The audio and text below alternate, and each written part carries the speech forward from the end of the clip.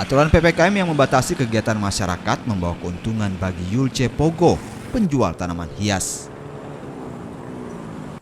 Berbekal hobi menanam tanaman hias, Yulce Pogo, seorang ibu rumah tangga di Aimas, Kabupaten Sorong, mampu meraup untung 5 hingga 7 juta rupiah setiap bulan. Koleksi tanaman hias milik Yulce Pogo menjadi buruan bagi pecinta tanaman hias.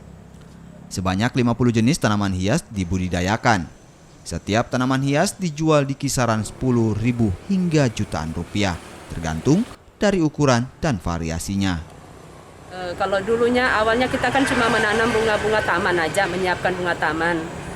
Kebetulan masa pandemik ini justru orang berlomba-lomba itu mencari tanaman-tanaman pot untuk ditaruh di teras begitu.